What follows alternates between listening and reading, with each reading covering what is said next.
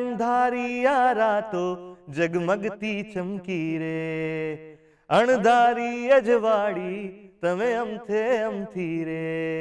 પણ જો તમે એક્ટર ના હોત તો તમે શું હોત?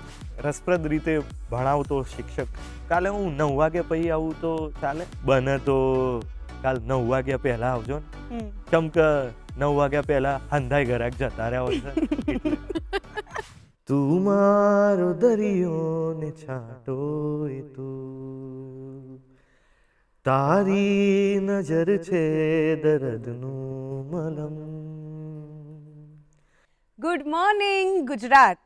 તમારા બધાનું સ્વાગત છે આપના મનગમતા મનપસંદ શો ગુડ મોર્નિંગ ગુજરાતમાં. હું છું જીનલ દેસાઈ અને હું છું ડોક્ટર રીતુ ગોરભટ્ટ. આજે આપણે વાત કરવાના છીએ તખ્તાની, કલાકારની. મિત્રો, ગની દહીવાલાની એક ખૂબ સરસ પંક્તિ છે. તેમણે લખ્યું છે કે ઊભા છીએ તખ્તાના પીળા પ્રકાશે, ઢળી પણ પડીશું તો અભિનય ગણાશે. અભિનય એક એવી વસ્તુ છે દરેકના જીવનમાં વણાયેલી હોય છે. કોઈ મંચ પર અભિનય કરે છે તો કોઈ જીવનમાં અભિનય કરે છે. ક્યારેક આપણે આપણું દુઃખ પોતાનાઓથી છુપાવતા હોઈએ છીએ, ત્યારે હસીને એમની સામે અભિનય તો કરતા હોઈએ છીએ. પરંતુ આજે મારે તમને એક એવા વ્યક્તિથી વાત કરાવવાની છે, એક એવા વ્યક્તિના જીવન વિશે જાણવાનું છે કે જેમણે અભિનય દ્વારા પોતાની મંચ સજ્જા દ્વારા, પોતાના અભિનય દ્વારા આપણા જીવનમાં ઘણીવાર આપણને રડાવ્યા છે, હસાવ્યા છે અને ઘણા એવા પાત્રો આપ્યા છે કે આપણને આજે પણ ઊંઘમાં પણ જો કોઈ એક ડાયલોગ બોલી દે ને તો ચોક્કસથી એમનો ચહેરો આપણી સામે આવી જાય. હું વાત કરી રહી છું છેલ્લા દિવસના એ નરિયાની. હું વાત કરી રહી છું કરસનદાસ પેન યુજના એ તિલોકની. હું વાત કરી રહી છું સૈયર મોરીમાં જેમણે મુખ્ય પાત્ર ભજવ્યું હતું એ મયુર ચૌહાણ, એટલે કે આપણા સૌના માઇકલની. આપનું સ્વાગત છે અમારા આ કાર્યક્રમમાં મયુર ચૌહાણ. ખૂબ ખૂબ આભાર આટલો સુંદર પરિચય આપવા માટે. કેમ છો? મજામાં? એકદમ અખંડ મોજ. અચ્છા, બસ તો આપણે આજે મોજ જ કરવાની છે. Yes. હવે આપણે શરૂઆત જ ત્યાંથી કરીએ કે મેં તમને એવું કીધું કે ભાઈ આપણા મયુર ચૌહાણ, આપણા માઇકલ. તો આ માઇકલ, મયુરથી માઇકલની જે જર્ની હતી એ કેવી રીતે શરૂ થઈ? એકચ્યુઅલી એમાં એવું હતું કે હું જ્યારે નાનો હતો, બહુ જ નાનો, ત્યારે ડાન્સ બહુ જ કરતો હતો. ઓકે. એટલે ઢોલ વાગે, સોંગ વાગે તો હું નાચવા જ લાગતો હતો. તો માઇકલ જેક્સન બહુ okay. ડાન્સર, પોપ્યુલર ડાન્સર અને સિંગર અને આઇકોનિક આર્ટિસ્ટ છે. તો એના નામ પરથી મને બધા માઇકલ કહેતા. અચ્છા, તો યુ આર ડાન્સર? કલાકાર છું એટલે અભિનય કરું છું, ડાન્સ કરું છું ફિલ્મોમાં, અને ગઈ પણ લઉં છું ક્યારેક. ઓકે. તો પહેલા તમે ડાન્સ કરતા હતા, તમે એવું કીધું કે મને ડાન્સ, તો પછી એક્ટિંગ કેવી રીતે નીકળી એમ? એકચ્યુઅલી એમાં એવું છે કે બહુ અઘરી વાત છે કે મારું નામ માઇકલ આ કારણે પડ્યું છે. એ તો મને હું બહુ મોટો થયો ને ત્યારથી ખબર પડી. પણ એની પહેલાં એવું હતું કે મને લોકો એવું કહેતા હતા કે તું ગાય છે બહુ સરસ. એટલે પહેલા લોકોને એવું હતું કે હું સિંગર બનીશ, કારણ કે સ્કૂલની અંદર કોઈ ને ગાવાનું હોય કે કોણ ગાશે, ચલો કોઈ સરસ કવિતા સંભળાવો, ગીત સંભળાવો, તો મને કે મયુર ગાશે. તો હું ત્યારે ગાતો હતો. પછી કોઈક જગ્યાએ ગરબા કે એવું કંઈક હોય તો ત્યાં પણ મેં ગાયેલું છે. તો લોકોને એવું હતું કે હું મોટો થઈને સિંગર બનીશ. પણ મને નાનપણથી ફિલ્મો જોવાનો બહુ જ શોખ હતો, કારણ કે મારા પપ્પા મને દર શુક્રવારે ફિલ્મો જોવા માટે લઈ જતા હતા. તો ત્યારથી ફિલ્મો પ્રત્યે બહુ જ મને આકર્ષણ હતું અને એવું હતું કે આવું કંઈક કરવું છે, આમાં મને મજા આવશે. એટલે મને એક્ટિંગ કરવાની પોતાને બહુ ઈચ્છા હતી. તો પછી મેં થિયેટરમાં કામ શરૂ કર્યું અને પછી એ રીતે મારી યાત્રાની શરૂઆત થઈ. થિયેટરમાં કયું પહેલું, એટલે તમે જ્યારે નાનપણમાં વાત કરી કે ગાતા હતા, તો ત્યારે કંઈક આમ ડાયલોગ ને એવું કંઈ એક્ટિંગ ને એવું પણ ક્યાંક લોકો સામે કરતા હશો કે? એક્ટિંગ કરવાની મારી ઈચ્છા હતી, પણ એટલો આત્મવિશ્વાસ હતો નહીં. એટલે ગાવામાં એવું હતું કે ગાવામાં તો તમે ક્યાંય પણ ગાઈ લો, એકલા હોય તો ગાઈ લો, સાયકલ ચલાવતા હોય, બાઇક ચલાવતા હોય ત્યારે પણ ગાઈ લો તમે. પણ એક્ટિંગનો એટલો અનુભવ હતો નહીં. એટલે હું જ્યારે એન્જિનિયરિંગ કરતો હતો ત્યારે દર્પણા એકેડેમી ઓફ પરફોર્મિંગ આર્ટ્સ છે આપણે ઉસ્માનપુરામાં, ડૉક્ટર મલ્લિકા સારાભાઈ ત્યાં છે, હેડ છે. તો ત્યાં હું ગયો હતો ને ત્યાં મને નિસર્ગ ત્રિવેદી ને હું મળ્યો હતો અને એમણે મને કહ્યું કે તું આવી જા. મેં એમને બહુ આજીજી કરી કે મારે સર એક્ટિંગ શીખવી છે, હું કચરા પોતા કરી લઈશ, તમે જે કહેશો હું કરી લઈશ. પણ એક ના હોય શરૂઆતની ઈચ્છા હોય કે આ કામ મારે કરવું છે, હું આના માટે કંઈ પણ કરવા માટે તૈયાર છું, મારે શીખવું છે. તો એવા ભાવ સાથે હું એક શિષ્ય બનીને ગયો અને હું બહુ જ આભારી છું કે નિસર્ગ ત્રિવેદી જેવા મને શરૂઆતમાં ગુરુ મળ્યા, એમણે મને બીજા કે ત્રીજા જ દિવસથી બોલાવી દીધું અને ત્યાં એક નાટકનું કામ ચાલતું હતું. એ નાટકનું નામ છે કડક બાદશાહી, હા જે અમદાવાદના 600 વર્ષના ઇતિહાસને સેલિબ્રેટ કરતું એ નાટક હતું. અને હું ત્યાં ગયો અને ત્યારથી જ મારી જર્નીની શરૂઆત. ત્યારે તમે એન્જિનિયરિંગ કરતા હતા. યસ, હું એન્જિનિયરિંગના ફર્સ્ટ યર ઓર સેકન્ડ યરમાં હું હોઈશ. ઓકે અને નિસર્ગ સરે મારી પાસેથી પ્રોમિસ લીધું હમ કે તું એક્ટિંગ કરવા આવે છે, પણ એક્ટિંગની જે ફિલ્ડ છે એ બહુ અલગ લેવલની છે. Yes. ત્યાં તમે સફળ પણ જાઓ, નિષ્ફળ પણ જાઓ, એટલે તારે મને એક વચન આપવાનું છે કે તારે એન્જિનિયરિંગ કમ્પ્લીટ કરવાનું છે. એટલે ગુરુ દક્ષિણામાં એમણે બીજું કશું જ મારી પાસેથી પૈસા નથી લીધા નિસર્ગ સરે. ઓકે એમણે એટલું જ માંગ્યું હતું કે તું એન્જિનિયરિંગની ડિગ્રી કમ્પ્લીટ કરજે. તો કરી ખરી તમે યસ, પછી મેં કરી ગુરુને પછી દક્ષિણા. યસ અને મેં કમ્પ્લીટ કરીને નિસર્ગ સરને જ ફોન કર્યો હતો. મેં કીધું સર આપણું વચન હતું અરે વાહ. અને હું એન્જિનિયર થઈ ગયો છું. ઓકે હવે તમારી એક્ટિંગ તો અમે બધાએ જોઈ છે બરોબર, પણ તમે એમ કીધું કે તમને ગાવાનો શોખ હતો, તો આઈ એમ શ્યોર કે દર્શકોએ નહીં સાંભળ્યા હોય તમને ગાતા, કદાચ તમારો અવાજ સાંભળ્યો છે પણ એવી ખબર નહીં હોય કે આ મયુર જ ગાય છે. તો પ્લીઝ આજે તમારું ગમતું સોંગ અમને ગાઈને સંભળાવો. ઓહો, ગમતા ગીતો તો બહુ છે. હું એકચ્યુઅલી સિંગર બન્યો છું એટલા માટે જ નથી બન્યો કારણ કે મને હજુ એટલો આત્મવિશ્વાસ નથી, કારણ કે મેં એટલી ટ્રેનિંગ નથી લીધી. પણ લોકો એવું કહે છે કે તું સારું ગાય છે. તો અમારી જ મારા બહુ સદનસીબે મારી ફિલ્મોના ગીતો બહુ Yes, લોકોને પ્રેમ મળ્યો છે. યસ તો સૈયર મુરીરેનું એક ગીત છે જે ઉમેશ બારોટે અને ઈશાની દવે બહુ સુંદર રીતે ગાયું છે, કેદાર ભાર્ગવે કમ્પોઝ કર્યું છે. એ હું ગાવાની ભૂલ કરું છું. પ્લીઝ પ્લીઝ અમારા માટે તો ટ્રીટ હશે પ્લીઝ. હે અંધારિયા રાતો જગમગતી ચમકી રે, અણધારી અજવાળી તમે અમથે અમથી રે, ચાંદો વાદળ પાછળ જાતો જો ને શરમતી રે, હે ગિરદાર ઘૂમતા રૂપરૂમ ઝુમતા હૈયા ને ચોરે આજ, ગોરી તમે મનડા લીધા મોહિયા. હે ગિરદાર ઘૂમતા રૂપરૂમ ઝુમતા હૈયા ને ચોરે આજ, ગોરી તમે મનડા લીધા મોહિયા. ગરબા ગાવાનું મન થઈ ગયું. ક્યાં વાત હે. Thank બહુ you. સરસ બહુ ખૂબ ખૂબ સરસ. આમાં તો એવું લાગે છે કે તમારો ટ્રેન્ડ અને કેળવાયેલો જ હા અવાજ છે. એ જ એવું લાગ્યું નહીં કે હા. નથી એમ. અને જો તમે આને ભૂલ કહેતા હો તો આમ શો દર્શક કહેશે કે આવું ફરી આવી જ વાર ભૂલ કરો. રિપીટ કરો તમે. કે તમારો એક આ અંદાજ પણ અમને જોવા મળે. ખૂબ ખૂબ આભાર, ખૂબ ખૂબ આભાર. હવે બીજું કે લાઈક તમે એક્ટર છો, પછી ગાઈ બી શકો છો બધું જ, પણ જો તમે એક્ટર ના હોત તો તમે શું હોત અને કેમ કેમ? એટલે સિંગરનો ઓપ્શન તો હતો જ તમારી પાસે.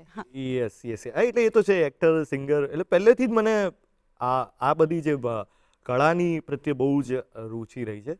બીજો મને એવું લાગે છે કે હું થોડોક જિજ્ઞાસુ જીવ છું, એટલે Okay. એવું કદાચ બની શકે કે હું શિક્ષક હોત, ઓ બાપરે. હું કદાચ શીખવાડતો હોત લોકોને. પણ એ પણ અમુક ટીચર ના હોય કે જે તમારા ફેવરિટ ટીચર હા, હોય, હા. કે જે ભણાવે તો ખાલી ભણાવવા ખાતર ના ભણાવે, હા, હા. પણ રસપ્રદ રીતે ભણાવે.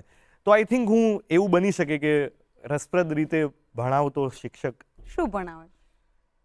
હું આઈ થિંક વિજ્ઞાન છે, ઓહ અઘરા વિષયો. એ જ. ઇતિહાસ છે, ઇતિહાસમાં પણ મને રુચિ છે. અચ્છા. તો આ બે વિષયો છે. ગણિત પણ છે, હમ ગણિત પણ હું કદાચ ભણાવી શકત. અચ્છા. એટલે 10મા સુધી મને આ બધામાં બહુ રુચિ હતી હમ. અને એટલે જ મને એન્જિનિયરિંગમાં મોકલ્યો. મારા ઘરવાળાઓની એવી ઈચ્છા હતી કે હું ડૉક્ટર બનું, પણ એ સમય એવું હતું કે ડૉક્ટર બનવા માટે બહુ વાંચવું પડે. હા. તમારે લોકોના નથી ઇન્ટરવ્યુ હતા કે હું yes, 12 yes, yes. કલાક વાંચું છું, હા. 15 કલાક વાંચું છું. એટલે આટલું સાંભળીને જ મને એમ થતું ઓહો આટલું બધું વાંચવું હમસે પડશે. ના હોગા. નહીં નહીં નહીં નહીં નહીં. એટલે પછી મેં કીધું એન્જિનિયરિંગ કરીએ. હમ. એટલે એમાં તો એન્જિનિયરિંગમાં વાંચવું તો નહીં પડે. ડૉક્ટર કરતા એન્જિનિયરિંગમાં ઓછું ઓછું વાંચવું પડે. વાંચવું પડશે. તો તમે જે વાત કરી કે પહેલું તમે ત્યાં ગયા અને આ અહીંયાથી તમારી શરૂઆત થઈ, પછી એમાં આગળ કેવી રીતે ગયા? એટલે ત્યાં જઈને મેં શરૂઆત કરીને મેં કહ્યું એમ કે મને ગુરુ બહુ જ સારા મળ્યા અને મારી શીખવાની ધગશ કહી દો કે પછી મને બહુ મજા આવતી હતી એ સ્ટેજ ઉપર પોતાની જાતને અભિવ્યક્ત કરવાની.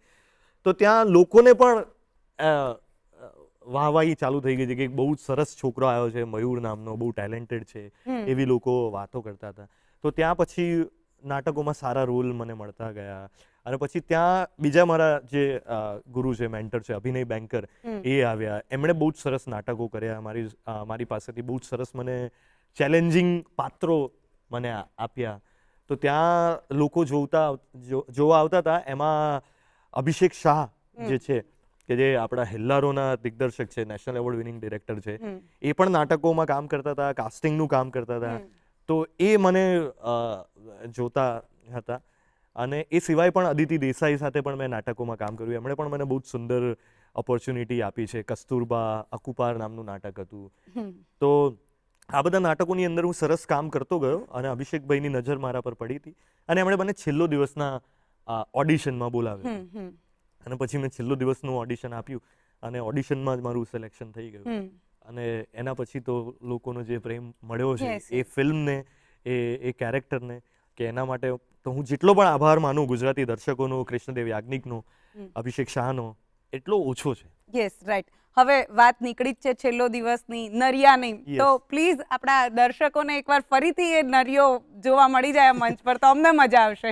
એટલે એના માટે બી હું તમને એક વાત કહી દઉં કે એના પહેલા હું જે નાટકોમાં કામ કરતો હતો ને, તો એ બહુ સેન્સિબલ, સમજણવાળા નાટકો કહી શકાય, કે જે નાટકોમાંથી તમને કંઈક શીખવા મળે, જેમાં મનોરંજન ને કોમેડી બહુ હતી નહીં. તો મારો એક મિત્ર હતો ને, તો એ મને ટોન્ટ મારતો હતો, મહેણું મારતો હતો કે માઇકલ તું સારો એક્ટર છે પણ કોમેડીમાં તારું કામ નહીં.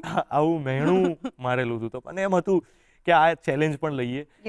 બટ ઘટના એવી ઘટી કે છેલ્લો દિવસ ફિલ્મ આવી અને એમાં મને એવી તક મળી અને પછી બધાને એવું જ લાગવા માંડ્યું કે આ એક કોમેડી કલાકાર છે. પણ એનો જે ડાયલોગ છે એ હું દૂરદર્શનના દર્શકોને, પરમ મિત્રો, તમોને અમોના હૃદયને તાલબદ્ધ થનગટતા ધબકારાથી એટલું જ જણાવવા માંગીએ છીએ કે તમે ગુજરાતી ફિલ્મોને જેટલો પ્રેમ આપો છો એ આપતા જ રહેજો. જો તમે ગુજરાતી ફિલ્મો જોવા નહીં જાય તો અમુની લાગણી છિન્ન ભિન્ન થઈ જશે.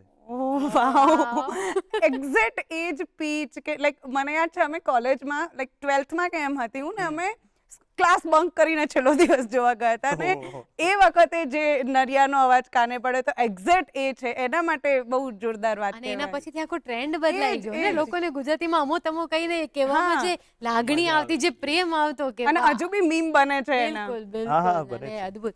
તો એ વખતે તમે જ્યારે ઓડિશન આપ્યું હતું, એ વખતે ઓડિશનમાં કેવું રહ્યું હતું? એટલે ઓડિશન વખતે એક તો એનો બહુ જ લાંબો ડાયલોગ હતો. હવે સદનસીબે એવું કહી શકાય કે મારી યાદશક્તિ થોડી કમ્પેરેટિવલી સારી છે, કે મને યાદ કરવામાં એટલી તકલીફ પડી નથી એમાં. તો એ લાંબો ડાયલોગ હતો, જુદી રીતે બોલવાનું હતું, એમાં ઓવર એક્ટિંગ બહુ કરવાની હતી. એટલે તમે હાથનો ઉપયોગ, મોઢાનો ઉપયોગ, આખું આમ રીતે જોવાનું, એ બધી ઓવર એક્ટિંગ કરવાની. મને કેરેક્ટરમાં એવું કહેવામાં જ આવ્યું હતું કે મયુર તમારે એક્ટિંગ નથી કરવાની, તમારે ઓવર એક્ટિંગ કરવાની. અને લાંબો ડાયલોગ હતો. તો એની પહેલા પણ મેં ઘણા બધા લાંબા ડાયલોગ્સ બોલેલા હતા. અકુપારમાં, પછી બીજા નાટકોની અંદર એવું બોલેલા હતા. મુઠ્ઠી ભરીને જિંદગી એક નાટક હતું, એમાં મેં લાંબા ડાયલોગ બોલ્યા હતા. ઝેરવું કરીને એક નાટક હતું, એમાં મેં બોલેલા હતા. તો એ મેં ડાયરેક્ટ ઓડિશનમાં જ આપ્યું અને ડિરેક્ટર અને જે કેડી સર હતા એ લોકોએ લગભગ મારું ત્યાં જ સિલેક્શન કરી દીધું હતું. તો આ તો તમારી વાત છે કે તમે બહુ સારી રીતે આપ્યું હશે ને તમારી સિલેક્શન થઈ ગયું. પણ ઘણા બધા લોકો, આજના લોકો એવા હોય કે એક્ટિંગ ફિલ્ડમાં આવે, બહુ બધા ઓડિશન આપે અને પછી સ્ટીલ એ લોકોનું સિલેક્શન ના થાય. તો અત્યારે જે લોકો અસ્પાયરિંગ એક્ટર છે અથવા તો એ લોકોને આ જ ફિલ્ડમાં બનાવવું છે પોતાનું કરિયર, તો એમનો એક રસ્તો અથવા તો આપણે એમ કહીએ ને કે એક વે તમે કયો સૂચવશો કે શું કરવું જોઈએ એમને? જો સૌથી પહેલા તો એવું કોઈ ગોલ્ડન રસ્તો નથી. આ ઇન્ડસ્ટ્રી એવી છે કે ફિલ્મ ઇન્ડસ્ટ્રી કે જેમાં બહુ જ બધા, લગભગ દરેકની એવી ઈચ્છા હોય છે કે હું ફિલ્મોમાં કામ કરું. પણ આપણને ખાલી સફળ અભિનેતાઓ, સફળ ફિલ્મોથી જ આપણે પ્રેરાતા હોઈએ છીએ. કારણ કે આની અંદર નિષ્ફળતાઓ પણ છે જ દરેક ફિલ્ડની જેમ. તો એ બધા કિસ્સાઓ પણ હું તો પહેલાં એમ કહીશ કે તમે જેટલા પણ લોકો આવવા માંગે છે એ લોકો એ પણ જોજો કે જે લોકો સફળ નથી થયા એમને ઘણી બધી તકલીફવાળી પરિસ્થિતિઓમાંથી ગુજરવું પડે છે. પણ એક રસ્તો જે મને કામમાં લાગ્યો છે એ છે નાટક. નાટકોમાં કામ કરવાથી તમારો અભિનેતા તરીકે આત્મવિશ્વાસ જે છે એ બહુ ખુલે છે. તમને વાર્તા, સ્ટોરી ટેલિંગ અને કેવી રીતે તમારે પાત્રને ઘડવું છે, કેવી રીતે તમે બોડી લેંગ્વેજ બનાવશો, મેનરિઝમ બનાવશો, એ બધું તમને નાટક ઘણું બધી વસ્તુ શીખવે છે. એટલે નાટક તમને બહુ જ સરસ હેલ્પ કરી શકે છે. મને તો કરી જ છે. ઇનફેક્ટ બહુ જ બધા લોકો, અમારી તો આખી છેલ્લો દિવસની જે ટીમ હતી ઓલમોસ્ટ બધા જ લોકો નાટક સાથે જ જોડાયેલા Yes, હતા અને yes. અત્યારે બહુ જ બધા લોકો બહુ જ સારું કામ કરી રહ્યા છે. યસ તો એ છે. ઓકે તમારી છેલ્લો દિવસ પછી કરસનદાસ પે ન્યૂઝ એનું પણ બહુ જ સરસ પ્રચાર થયો. તો એમાં આ શૂટિંગ દરમિયાન એવી કોઈ તમારી યાદગાર ક્ષણ કે એવો કોઈ ઇન્સિડન્ટ હતો કે જે તમે આમ લાઈફ ટાઈમ ચેરિશ કરો? સૌથી પહેલા તો મને એ કરસનદાસ પેઇન્ટ યુઝમાં હીરો તરીકે કેડી સર કૃષ્ણદેવ યાજ્ઞિકે લોન્ચ કર્યો છે.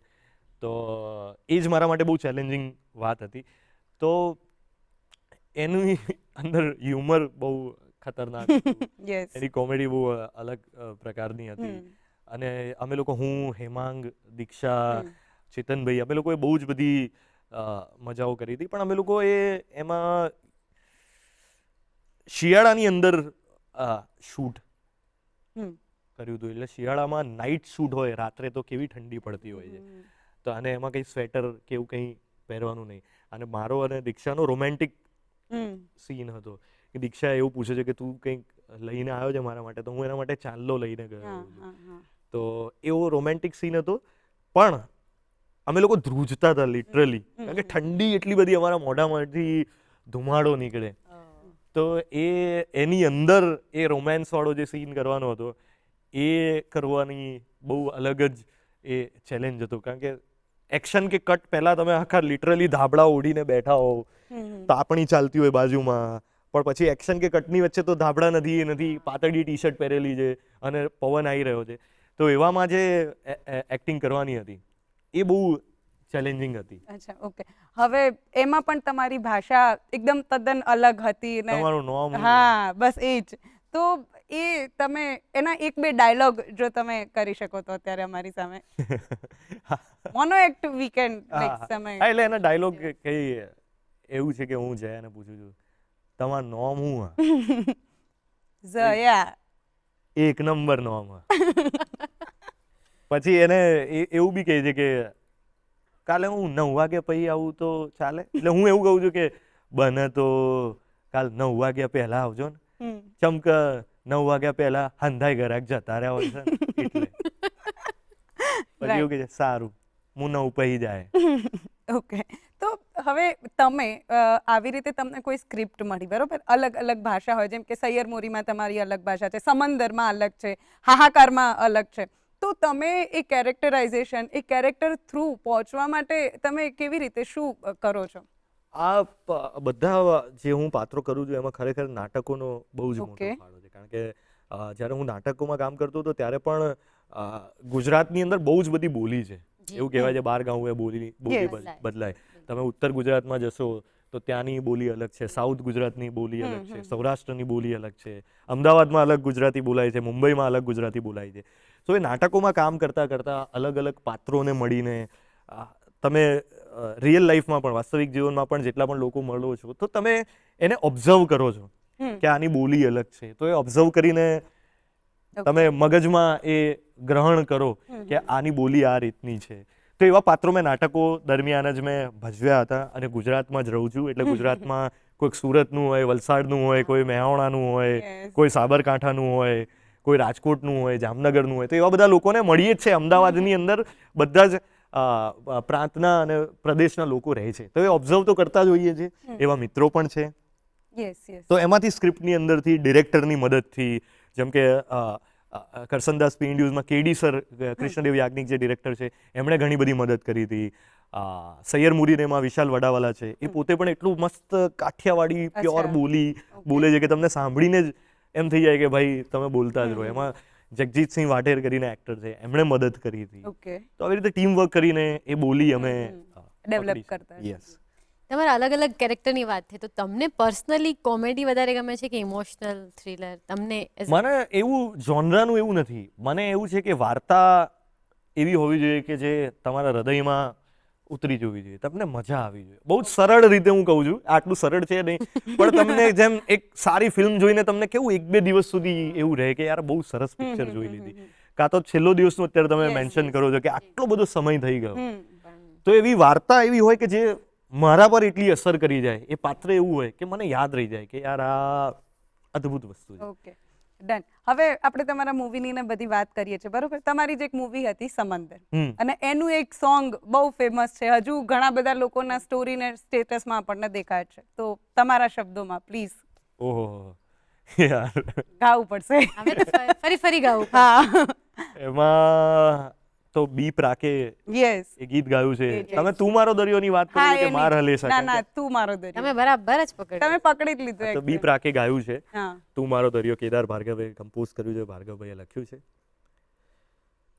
તું મારો દરિયો ને કાંઠો એ તું મારો દરિયો ને છાંટો એ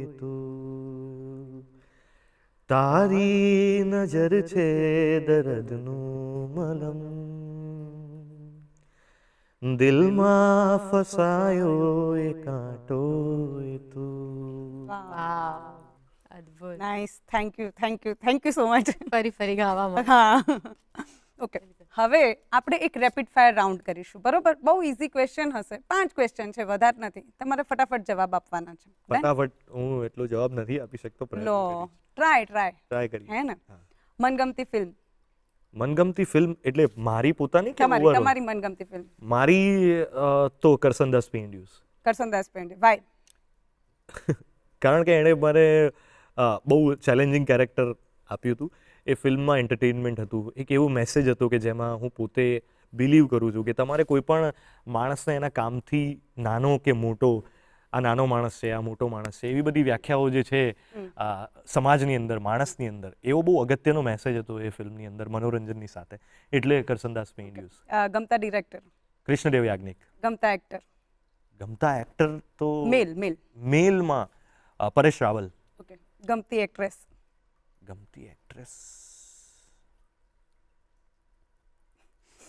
એક્ટ્રેસ યાર બહુ બધા. કોઈ બી હોલીવુડ, બોલીવુડ, ટોલીવુડ, હોલીવુડ, બોલીવુડ બધું જ ચાલે. તો માધુરી દીક્ષિત છે, Why? ઐશ્વર્યા રાય છે. વાય? માધુરી દીક્ષિત બહુ એક આપણું જે ઇન્ડિયન સ્ટોરી ટેલિંગ જે રીતની છે ને, કે જેમાં ડાન્સ છે, અભિનય છે, તો માધુરી દીક્ષિત એટલો સુંદર અભિનય પણ કરે છે, એટલો સુંદર ડાન્સ પણ કરે છે, અને એવી રીતે ઐશ્વર્યા રાય બચ્ચન પણ છે. એ બંને લોકોએ, ઐશ્વર્યા રાયે જે રીતે ગ્લોબલી વિશ્વભરમાં પોતાની પ્રતિભાથી ભારતીય સિનેમાને પહોંચાડ્યું છે, તો એ બંને લોકો મને અભિનેત્રીઓ ગમે છે. ફ્યુચરમાં કયા એક્ટર જોડે કામ કરવાની ઈચ્છા છે?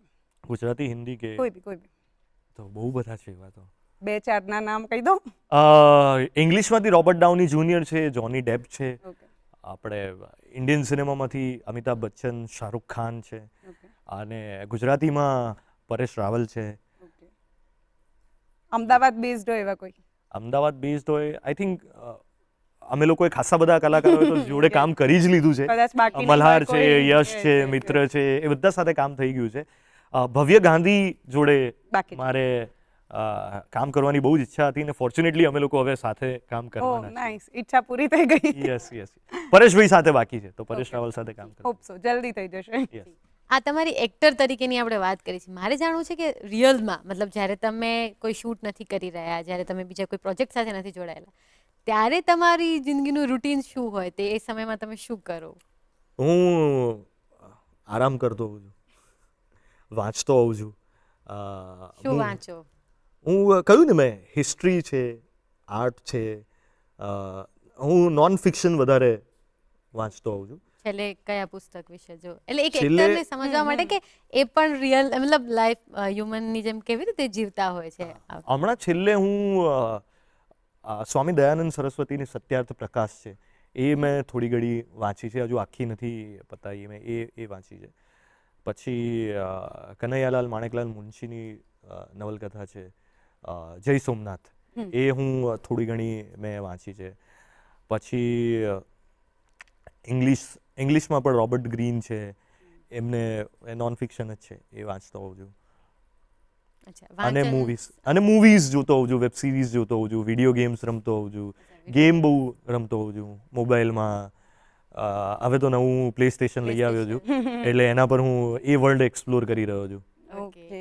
તમે જ્યારે આ બધું એક્સપ્લોર કરો ત્યારે પણ તમારા મગજમાં એક્ટિંગ આવે કે તમે જ્યારે પાત્રને વાંચો તો તમને એના અભિનય કે એક્ટિંગનું કેવું છે, જો એક કલાકારનું કામ એવું નથી કે એક્ટિંગ વિશે જ વિચારતા હોય.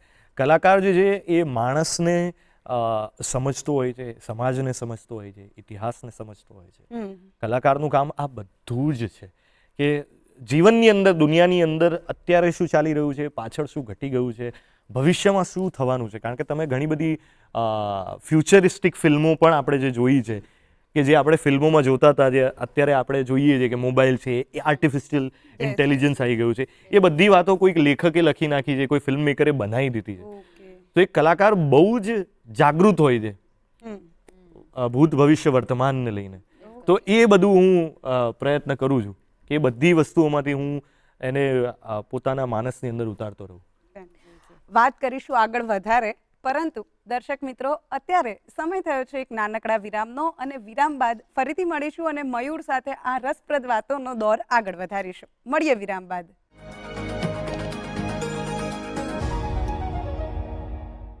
વિરામ બાદ ફરી આપનું સ્વાગત છે. ચર્ચાનો દોર આગળ વધારીએ ત્યારે આપની ગુજરાતી ભાષાની પકડ, તમે આટલી બધી બોલીઓ બોલી શકો છો, ગુજરાતીને બહુ અલગ રીતે રજૂ કરી શકો છો, તો સહેજે પ્રશ્ન થાય કે તમારું સ્કૂલિંગ ગુજરાતી મીડિયમ હતું કે ઇંગ્લિશ મીડિયમ? ગુજરાતી મીડિયમ. અચ્છા, એકદમ પ્યોર ગુજરાતી મીડિયમ. તમારું શું માનવું છે ગુજરાતી ભાષા માટે?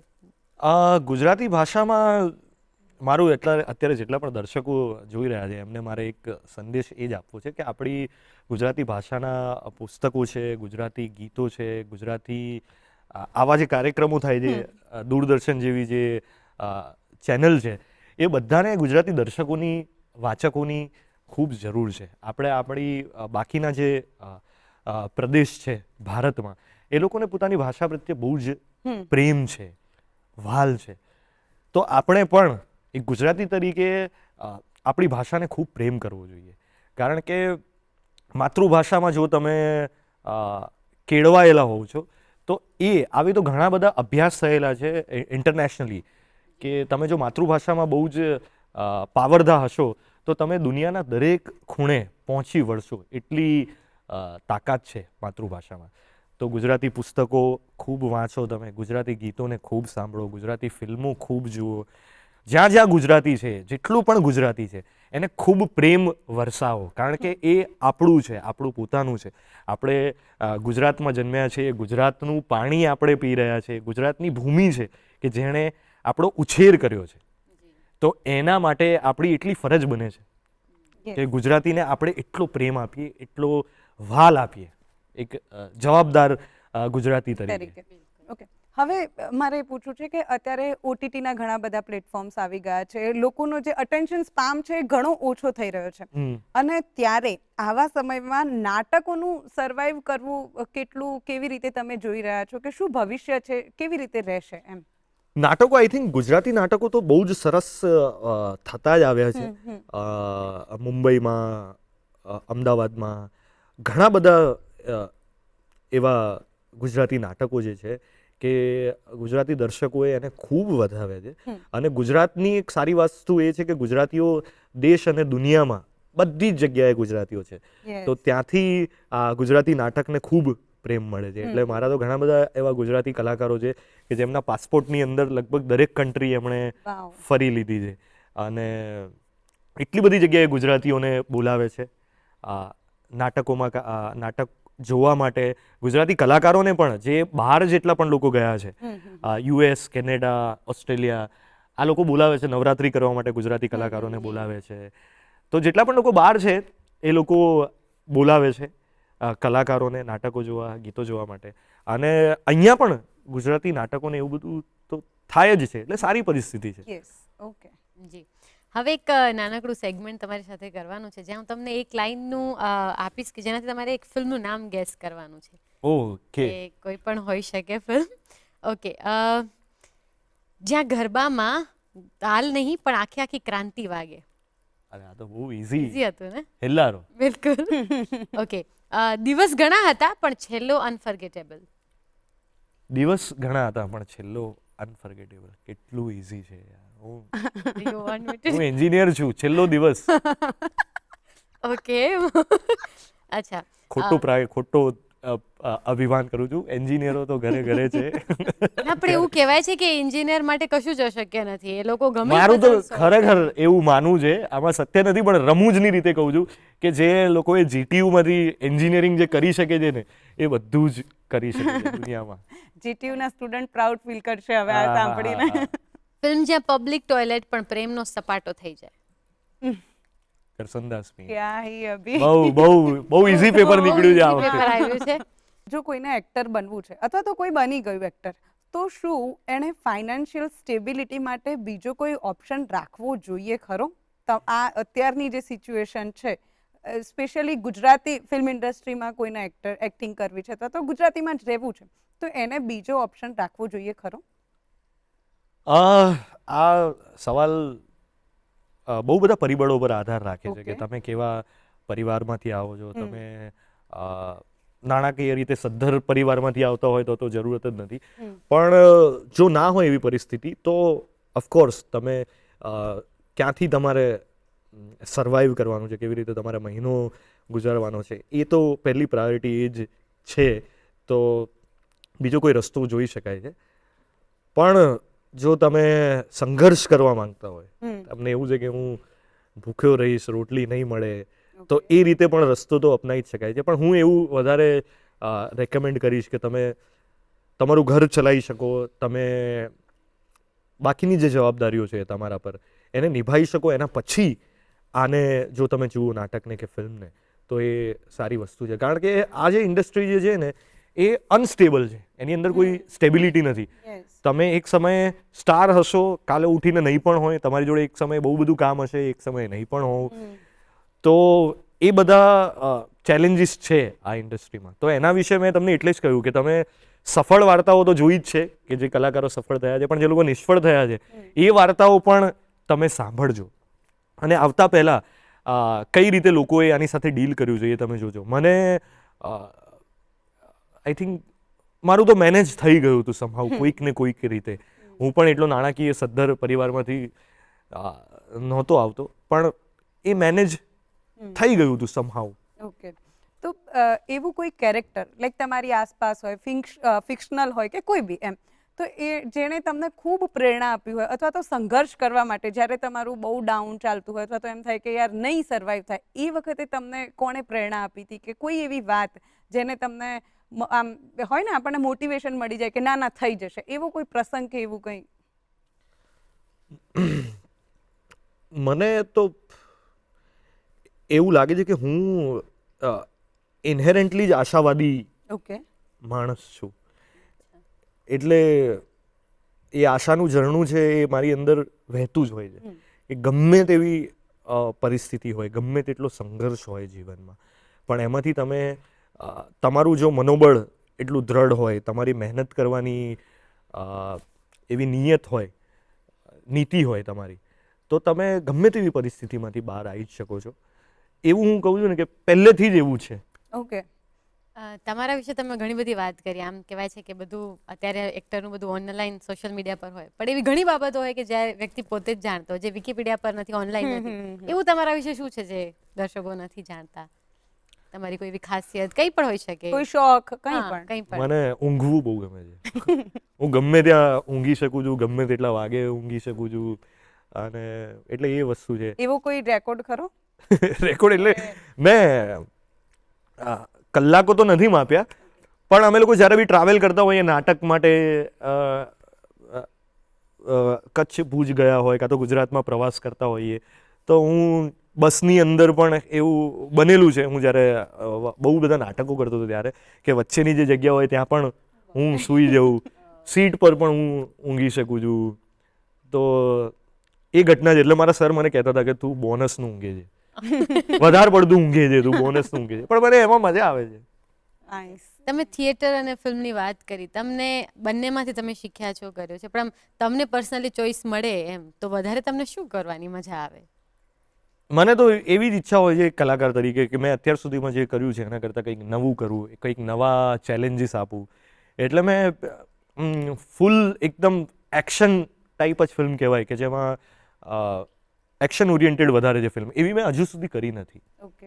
સમંદરમાં હતા થોડા ઘણા સીન, બટ જે મને કલાકાર તરીકે ચેલેન્જ આપે ને એવા રોલ મને કરવા વધારે ગમે. એટલે હમણાં તો એવું છે કે એક્શન કરવાની વધારે ઈચ્છા છે.